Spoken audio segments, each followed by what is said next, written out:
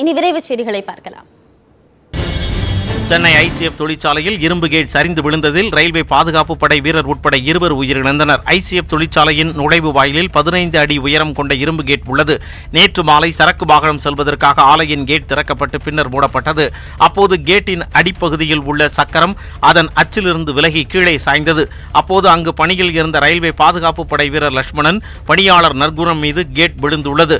இதில் படுகாயமடைந்த 2 மருத்துவமனைக்கு அழைத்துச் செல்லும் வழியிலேயே உயிரிழந்தனர். இது தொடர்பாக போலீசார் விசாரணை மேற்கொண்டு வருகின்றனர்.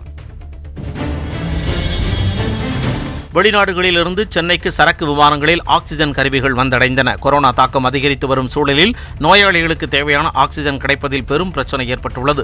இதையடுத்து முதலமைச்சர் ஸ்டாலின் உத்தரவின் பேரில் தமிழக அரசு ஆக்சிஜன் உற்பத்தியை அதிகரிப்பதிலும் வெளிநாடுகளில் இருந்து கருவிகளை கொண்டு வரவும் துரித நடவடிக்கைகளை எடுத்து வருகிறது. இதன் ஒரு பகுதியாக அமெரிக்கா, சீனா மற்றும் ஹாங்காங்கில் இருந்து 3 விமானங்களில் ஆக்சிஜன் தயாரிக்கும் 52 கருவிகள் சென்னை விமான நிலையத்தை வந்தடைந்தன. கடலூர் அரசு மருத்துவமனையில் படுக்கை வசதியின்றி கொரோனா நோயாளிகள் தரையில் படுத்திருக்க வேண்டிய சூழல் ஏற்பட்டிருப்பதாகவும் ஒரே ஆக்சிஜன் சிலிண்டரில் 2 நோயாளிகளுக்கு சிகிச்சை அளிக்கப்படுவதாகவும் புகார் எழுந்துள்ளது. கடலூர் அரசு மருத்துவமனையில் உள்ள 350 படுக்கைகளும் நிரம்பியுள்ளன. நாளொன்றுக்கு 500க்கும் மேற்பட்டவர்கள் பாதிக்கப்பட்டு அரசு மருத்துவமனைக்கு வருவதால் படுக்கைக்கு தட்டுப்பாடு நீடிக்கிறது. இதனால் படுக்கை வசதி இல்லாமல் நோயாளிகள் அவசர சிகிச்சை பிரிவு வராண்டாவிலும் வார்டுக்கு வெளியிலும் தரையில் படுத்துள்ளனர். அதேபோல் ஆக்சிஜன் படுக்கை வசதிகளையும் நோயாளிகளுக்கு ஒதுக்குவதில் சிக்கல் ஏற்பட்டு வருகிறது. எனவே அதற்கு தகுந்தாற்போல் மாற்று இடத்தில் படுக்கை வசதி அமைத்து சிகிச்சை அளிக்க வேண்டும் என கோரிக்கை எழுந்துள்ளது. இதனிடையே கொரோனா தடுப்பூசி இல்லாததை கண்டித்து மருத்துவமனை ஊழியர்களுடன் மக்கள் இன்று வாக்குவாதத்தில் ஈடுபட்டனர்.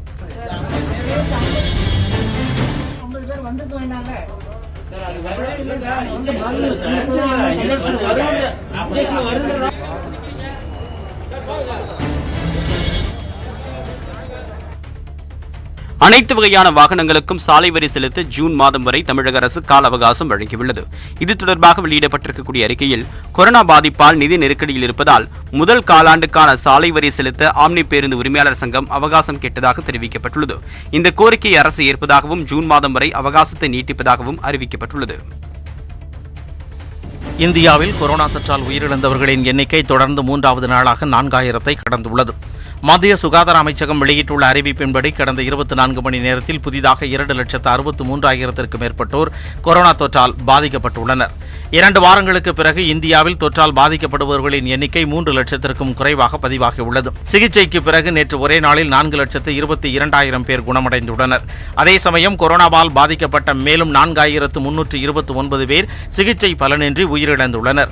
33,53,000 பேர் தொற்றுக்கு சிகிச்சை பெறும் நிலையில் 18,44,00,000 பேர் தடுப்பூசி செலுத்திக் கொண்டுள்ளனர்.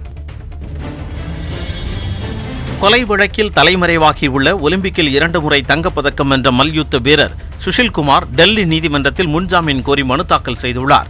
மல்யுத்த வீரரான சாகர் தான்கட் என்பவரை சுஷில்குமார் தனது கூட்டாளிகளுடன் சேர்ந்து டெல்லியில் உள்ள சத்ராசல் அரங்கில் வைத்து கடந்த 4ஆம் தேதி கடுமையாக தாக்கியுள்ளார். இதில் படுகாயமடைந்த சாகர் தன்கட் சிகிச்சை பலனின்றி உயிரிழந்தார். இது தொடர்பாக போலீசார் வழக்கு பதிவு செய்துள்ளனர். இதனிடையே தலைமறைவான சுஷில்குமார் மற்றும் அவரது நண்பர்கள் குறித்து தகவல் கொடுத்தால் 1 லட்சம் ரூபாய் சன்மானம் வழங்கப்படும் எனவும் அறிவித்துள்ளனர். இந்நிலையில் அவர் தாக்கல் செய்துள்ள ஜாமீன் மனு விரைவில் விசாரணைக்கு வரவுள்ளது.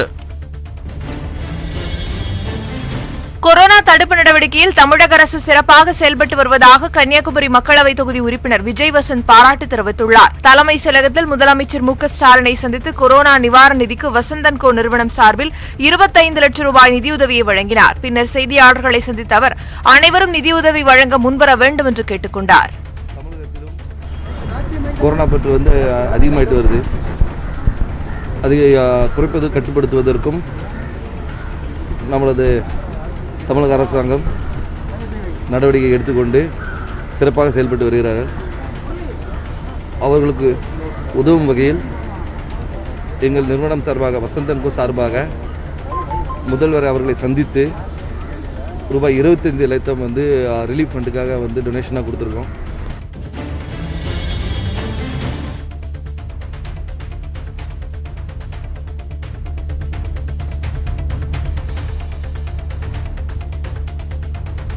கமல்ஹாசனின் விக்ரம் படத்தில் வில்லனாக நடிக்க நடிகர் விஜய் சேதுபதி ஒப்பந்தம் செய்யப்பட்டுள்ளதாக தகவல்கள் வெளியாகியுள்ளன. கமல்ஹாசனின் 232வது படமாக விக்ரம் உருவாகி வருகிறது. இப்படத்தை லோகேஷ் கனகராஜ் இயக்குகிறார்.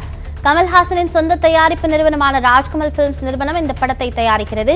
மலையாள நடிகர் ஃபஹத் ஃபாசில் முக்கிய கதாபாத்திரத்தில் ஒப்பந்தமாகியுள்ள நிலையில் வில்லனாக நடிக்க விஜய் சேதுபதியும் ஒப்பந்தம் செய்யப்பட்டுள்ளதாக கூறப்படுகிறது. லோகேஷ் கனகராஜ் இதற்கு முன்னர் இயக்கிய மாஸ்டர் படத்தில் விஜய்க்கு வில்லனாக விஜய் சேதுபதி நடித்திருந்தார்.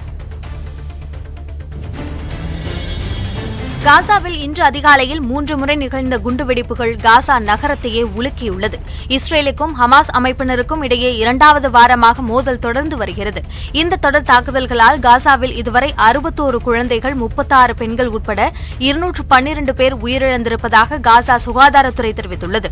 ஹமாஸ் அமைப்பினர் நடத்திய தாக்குதல்களால் இஸ்ரேலில் ஒரு 5 வயது சிறுவன், ஒரு ராணுவ வீரர் உட்பட 10 பேர் உயிரிழந்திருப்பதாக தகவல் வெளியாகியுள்ளது. இந்நிலையில் இன்று அதிகாலை காசாவில் 3 பெரிய குண்டுவெடிப்புகள் நிகழ்ந்துள்ளன. இதற்கான காரணம் என்ன என்பது இதுவரை உறுதிப்படுத்தப்படவில்லை.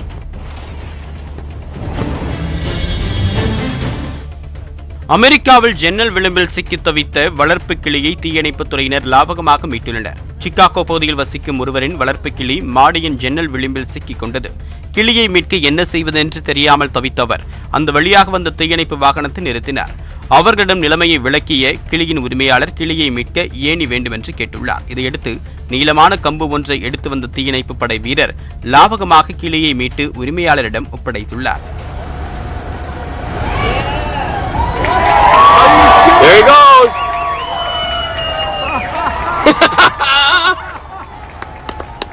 Oh, that's great. Yeah. Oh, that's beautiful.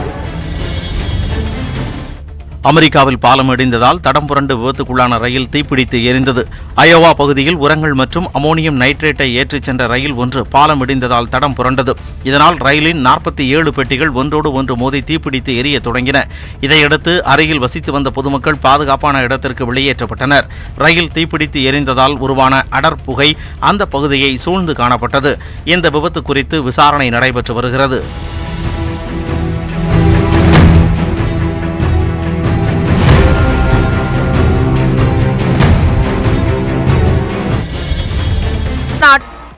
Chennai Pallikaranai